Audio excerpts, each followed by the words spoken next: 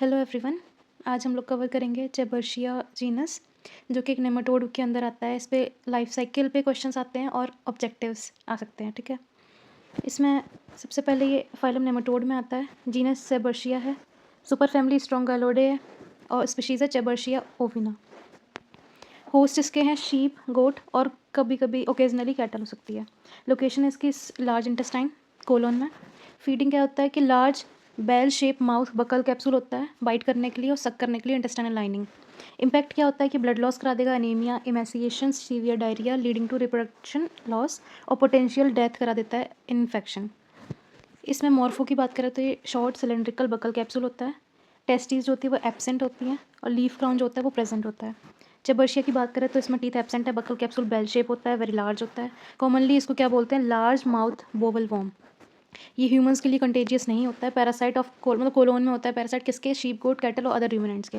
Less commonly occur करता है as compared to other intestinal parasite. Cephalic vessel जो होती है स्लाइटली इन्फ्लेटेड होती है। जो फीमेल होती है वो 5000 एग ले कर सकती है एक दिन में। लाइफ साइकिल की बात करें, एग जो होते हैं वो फीसिस में होंगे डेफिनेटिव होस्ट के। वहाँ से L1 जो होता है वो हैच करेगा 17 आवर में अगर 36 डिग्री सेल्सियस पे करें, और 24 आवर में अगर 26 डिग्री सेल्सियस पे करें। फिर वो L2 जो होता है वो अप्रॉक्स 36 आवर में हो जाता है और फिर वो कन्वर्ट हो जाएगा L3 में। इंजेक्शन होएगा L3 का बाई ससेप्टेबल होस्ट। वहाँ पे एक्स शीथमेंट हो जाता है L3 का। उसके बाद L3 जो होता है वो पेनिट्रेट करेगा स्मॉल इंटेस्टाइन को, वहाँ पे रहता है 7 से 8 दिन के लिए और फिर मोल्ट हो जाता है L4 में। L4 जो होता है वो मूव करता है सीकम में, फिर उसके बाद चला जाता है कोलोन में।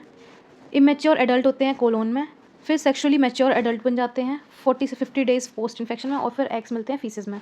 दोबारा से साइकिल रिपीट होगी। ठीक है, उसके बाद पैथोजेंसिस की बात करें तो इसमें एडल्ट फॉर्म जो होता है वो फर्मली अटैच होती है म्यूकोसा ऑफ कोलोन से। किसकी हेल्प से, bye means of buccal capsule. ये ड्रॉ करते हैं plugs of mucosa specially granular layer में। ये प्रोटीन लॉस करा देते हैं और लोकलाइज ब्लीडिंग कराते हैं होस्ट में।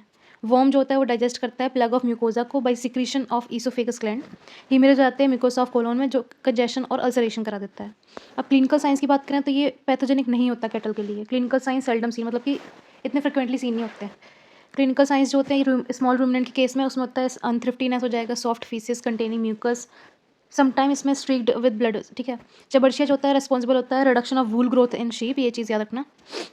इससे अनीमिया भी हो सकता है, एमेसिएशन भी हो सकता है। पोस्टमार्टम फाइंडिंग में हमें वॉर्म मिलेगा attach to colon mucosa. Colon mucosa जो होती है कंजेस्टेड होती है जिसमें म्यूकस होगा कवर, और हिमरेज मिलेगा और समटाइम अल्सरेशन भी देखने को मिल सकता है। डायग्नोसिस की बात करें, एग इन फीसिस। ठीक है, एग जो होते हैं वो स्ट्रोंगाइलर की तरह रिजेंबल करेंगे। डेमोन्स्ट्रेशन करेंगे हम लोग लार्वा का बाई लार्वल कल्चर, जो कि सेकंड लेवल होता है डायग्नोसिस का। ट्रीटमेंट जो होता है वो जीआईटी नेमाटोड की तरह सेम होता है। बेंजीमेडाजोल, जैसे कि हम जीआईटी नेमाटोड के ट्रीटमेंट में यूज़ कर रहे थे। फेनबेंडाजोल एट द रेट मतलब 7.5 mg पर kg ऑफ बॉडी वेट हम लोग देंगे, इतना उसका डोज। सपोर्टिव मेडिकेशन देंगे मैनेजिंग डायरिया के लिए, और prophylaxis same as GIT nematode. ठीक है, उसके बाद आ जाओ ड्रैकनकुलस। ये इंपॉर्टेंट फैमिली है इस पर रीजनिंग भी आती है। ठीक है, अब इसमें हम लोग बात करेंगे ड्रैकनकुलस की। एंटीरियर एंड जो होता है विद हेलमेट। फीमेल लार्जर होती हैं एज कम्पेयर टू मेल, और फीमेल जो होती हैं डायरेक्टली लार्वा को ले करती हैं। ठीक है, एनस और वल्वा, इस पर रीजनिंग आती है कि एनस और वल्वा जो होते हैं उनकी एट्रोफी क्यों होती है या जो भी है। इसमें क्यों होती है, देखो सबसे पहले जो यूट्रस होता है वहाँ पे क्या होता है कि ये फीमेल जो होती है वो बहुत सारे एग रिलीज करती है, मतलब बनाती है। ठीक है, उससे क्या होता है कि यूट्रस स्वेल कर जाता है, जिससे प्रेशर लगता है किसमें, एनस और वल्वा में। प्रेशर लगने के बाद ये बैकवर्ड पुश हो जाते हैं और एट्रोफी हो जाती है इनकी। ठीक है, इनके कॉमन नेम क्या है ड्रैगनकुलस के, गिनी वॉर्म बोलते हैं, फायरी सरपेंट वॉर्म बोलते हैं, ड्रैगन वॉर्म बोलते हैं और मेडिना वॉर्म बोलते हैं। आपने वो डॉक्टर का साइन देखा होगा ऐसे ऐसे वाला ना, वो स्नेक वगैरह नहीं होता, वो होता है यही वाला वॉर्म, ड्रैगनकुलस। ठीक है, उसके बाद ये जो डेफिनेटिव होस्ट, इसमें क्या होता है अडल्ट की सबक्यूटेनियस टिश्यू में पाया जाता है मैन की, और कभी कभी डॉग में भी दिखता है। साइज़ की बात करें मेल 12 to 30 mm और फीमेल जो होता है वो 66 से 1 मीटर 66 सेंटीमीटर से 1 मीटर तक की इसकी लेंथ हो सकती है। फीमेल जो होती है पोस्ट एक्सट्रीमिटी इन टेपरिंग होती है, हुक लाइक होती है, विवी पैरस होती है। इस पर लाइफ साइकिल और मॉर्फो पे क्वेश्चन आते हैं एग्जाम में। अब लाइफ साइकिल की बात करें, ह्यूमन जो होते हैं वो इन्फेक्शन कहाँ से मिलता है उनको, ड्रिंकिंग अनफिल्टर्ड वाटर जिसमें क्या होते हैं कॉपेपॉड्स प्रेजेंट होते हैं, कॉपेपॉड्स विद L3 लार्वा, या फिर इंजेक्शन कर लेंगे रॉ या फिर अनकुक्ड फ्लैश ऑफ फिश या फ्रॉग। ठीक है, फिश और फ्रॉग की बात करें तो ये सोर्स ऑफ इन्फेक्शन होते हैं for human by injection infective copepod जिसके पास L3 होता है। ठीक है, अब कोपेपोड्स जो होते हैं वो डाई कर जाएंगे, L3 रिलीज होगा डेफिनेटिव होस्ट के स्टमक में। स्टमक से ही माइग्रेट कर जाएगा इंटेस्टाइनल वॉल में, फिर retroperitoneal connective tissue of abdomen में, वहाँ पे सेक्सुअली मैच्योर हो जाएंगे और मेट करेंगे। यहाँ पे मेल जो होता है वो डाई कर जाएगा और फीमेल जो होते हैं वो सबक्यूटेनियस टिश्यू में पहुँच जाएंगे डिस्टल एक्सट्रीमिटीज़ के। फिर ब्लिस्टर बन जाएगा या फिर पेप्यूल बन जाएगा। अब इसको रिलीव करने के लिए जो पेन होता है या बर्निंग सेंसेशन होती है, तो ये होस्ट जो है वो अपने पैर को पानी में डाल लेगा, ठीक है। इससे क्या होगा कि ब्लिस्टर और पेप्यूल जो होती है वो रप्चर कर जाएगी, एडल्ट फीमेल जो होगी वो इमर्ज कर जाएगी और मिल्की वाइट फ्लूइड रिलीज करेगी water containing million of larva L1। उसके बाद L1 जो होता है वो कंज्यूम होगा बाय कॉपीपोर्ट्स। इनसाइड कॉपीपोर्ट्स क्या होगा, L1 जो होगा मोल्ड हो जाएगा L2 में, फिर हो जाएगा L3 में। फिर से ये फर्स्ट स्टेप रिपीट होगा और दोबारा से ये साइकिल होगी। अब क्लिनिकल साइंस की बात करें तो ये एसिम्प्टोमेटिक रहता है 1 साल तक, ठीक है। व्हेन वॉर्म इरप्ट, ठीक है, ये जब इरप्ट करता है स्किन के थ्रू तब ये सिम्टम्स आते हैं, जैसे फीवर आ गया, स्वेलिंग आ गया, पेन आ गया, ठीक है। लोकल सिम्टम्स कौन से होते हैं, इंटेंस इचिंग हो सकती है, बर्निंग पेन हो सकता है, स्किन लीजन्स, अर्टिकेरिया हो सकता है, एडिमा हो सकता है, डिस्पनिया हो सकता है, वॉमिटिंग, प्लूराइटिस, ठीक है, एलर्जिक रिएक्शन हो सकती है टू वार्म एंटीजन। कॉम्प्लिकेशंस में क्या होता है, एब्सेस बन जाता है जब वार्म माइग्रेट कर जाएगा कोई अदर साइट पे, ठीक है, जैसे लंग हो गया, पेरिकार्डियम हो गया, सबक्यूटेनियस, ठीक है। ओकेजनली क्या होता है, सेप्सिस हो जाती है सिस्टमिक इन्फेक्शन में, ठीक है, और सेलाइटिस हो सकती है। अगर वार्म जो हो गया ब्रेक हो जाता है ड्यूरिंग एक्सपल्जन, हम लोग वार्म निकालते हैं उसको ट्रीटमेंट करते टाइम, अगर वो ब्रेक हो गया तो फिर क्या होगा कि इन्फ्लेमेशन करा देगा, severe inflammation reaction, pain, swelling और सेलाइटिस करा सकता है। समटाइम वार्म जो होता है वो बाहर निकलने से पहले ही मर जाता है अंदर, तो वो क्या होता है, कैल्सिफाइड एनकैप्सुलेटेड मटेरियल बन जाता है, जो कि हम लोग एक्सरे में देख सकते हैं उसको, ठीक है। समटाइम जॉइंट जो होते हैं वो अफेक्ट हो जाते हैं, जैसे परमानेंट या डिसेबिलिटी या फिर टेम्परेरी या फिर परमानेंट डिसेबिलिटी हो जाएगी या फिर आर्थराइटिस भी हो सकता है।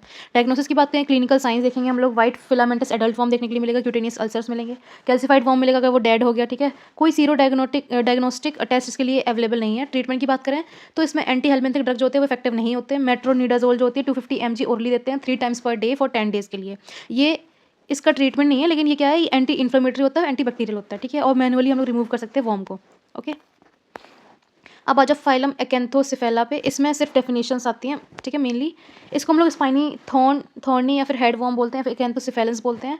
इसमें क्या होता है कि कभी भी ह्यूमंस को इन्फेक्ट नहीं करता है। स्पीशीज मैक्रोकैंथोरिंकस हिरंडिनेशियस ये स्पीशीज़ है, ठीक है। ये डायोशियस होता है, इसमें भी एक जस्टिफिकेशन आती है किसी हेडेड वॉर्म क्यों बोलते हैं, जो भी है। ये इवर्जिबल होते हैं, एंटीरियर प्रोड्यूसिबल प्रोबिसेस होते हैं जो कि आम होते हैं विद स्पाइंस और hook, use to pierce and hold the gut wall of host, इसलिए इन्हें थॉर्नी या स्पाइन हेडेड वॉर्म बोलते हैं। अब इसमें डिफाइन किस पे आती है, इसका जो इंटरमीडिएट होस्ट है वो क्रस्टेशियंस होते हैं, ठीक है। डिफाइन आती है एकंथर पे, एकैंथेला पे और सिस्टाकैंथ पे, ठीक है। एकैंथर L1, एकैंथेला L2 और सिस्टाकैंथ L3, ठीक है। एकैंथर की बात करें, for development to occur egg containing acanthor जो होते हैं contain of anterior circulate of hook is ingested by arthropod usually crustacean. Acanthella की बात करें, इनसाइड इंटरमीडिएट होस्ट एकैंथर जो होता है रिलीज हो जाएगा फ्रॉम स्पिंडल शेप एग और डेवलप कर जाएगा एकैंथेला में। सिस्टाकैंथ की बात करें तो ये पेनिट्रेट करता है गट वॉल को, मूव कर जाएगा बॉडी कैविटी में, इंसिस्ट करेगा और ट्रांसफॉर्म हो जाएगा इन्फेक्टिव सिस्टाकैंथ स्टेज में, ठीक है। That's it for this video.